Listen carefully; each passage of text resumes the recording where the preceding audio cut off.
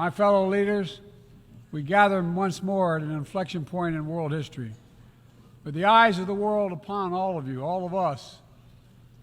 As President of the United States, I understand the duty my country has to lead in this critical moment, to work with countries in every region, linking them in common cause, to join together with partners who share a common vision of the future of the world, where our children do not go hungry and everyone has access to quality health care, where workers are empowered and our environment is protected, where entrepreneurs and innovators everywhere can access opportunity everywhere, where conflicts are resolved peacefully and countries can chart their own course.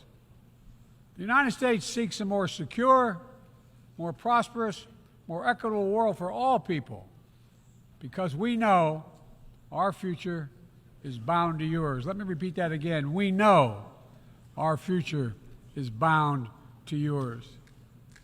And no nation can meet the challenges of today alone. The generations that preceded us organized this body, the United Nations, and built international financial institutions and multilateral and regional bodies to help take on the challenges of their time. It wasn't always perfect. But working together, the world made some remarkable and undeniable progress that improved the lives of all people. We avoided the renewal of global conflict while lifting more than 1 billion people out of extreme poverty. We together expanded access to education for millions of children. We saved tens of millions of lives that would have otherwise been lost to preventable and treatable diseases like measles, malaria, tuberculosis. HIV/AIDS infections and deaths plummeted, in no small part because of PEPFAR's work in more than 55 countries, saving more than 25 million lives. It's a profound testament to what we can achieve when we act together, when we take on tough challenges, and an admonition for all of us to urgently accelerate our progress so that no one's left behind, because too many people are being left behind. And this year, we're proud to rejoin UNESCO. We also recognize that to meet the new challenges of our decades-old institutions and approaches, they must be updated to keep peace with the world. We have to bring in more leadership and capability that exists everywhere, especially from regions that have not always been fully included. We have to grapple with the challenges that are more connected and more complex. And we have to make sure we're delivering for people everywhere, not just somewhere, everywhere. Simply put, the 21st century results are badly needed. They're needed to move us along. That starts with the United Nations, starts right here in this room. In my address to this body last year, I announced the United States will support expanding the Security Council, increasing the number of permanent and non-permanent members. The United States has undertaken serious consultation with many member states and will continue to do our part to push more reform efforts forward, look for points of common ground, and make progress in the year ahead. We need to be able to break the gridlock that too often stymies progress and blocks consensus on the Council. We need more voices, more perspectives at the table. The United Nations must continue to preserve peace, prevent conflict, and alleviate human suffering.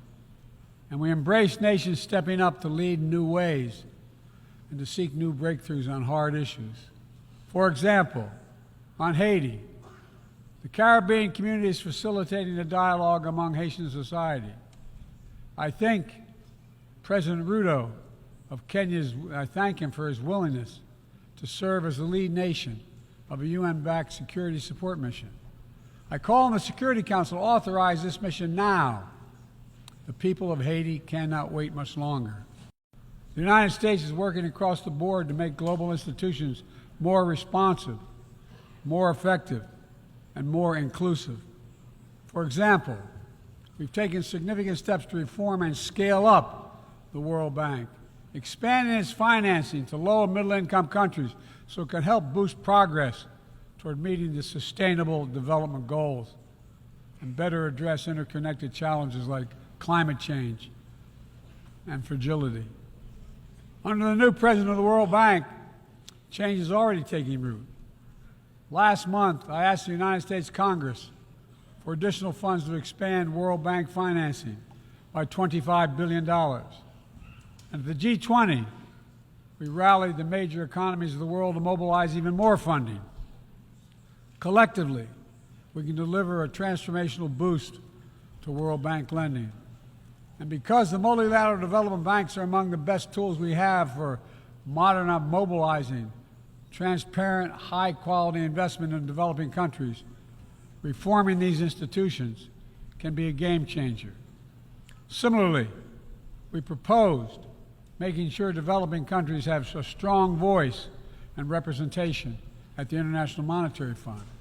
We're going to continue our efforts to reform the World Trade Organization, preserve competition, openness, transparency, and the rule of law, while at the same time equipping it to better tackle modern-day imperatives like driving the clean energy transition, protecting workers, promoting inclusive and sustainable growth. And this month, we strengthened the G20 as a vital forum, welcoming the African Union as a permanent member. By upgrading and strengthening our institutions, that's only half of the picture. We must also forge new partnerships, confront new challenges.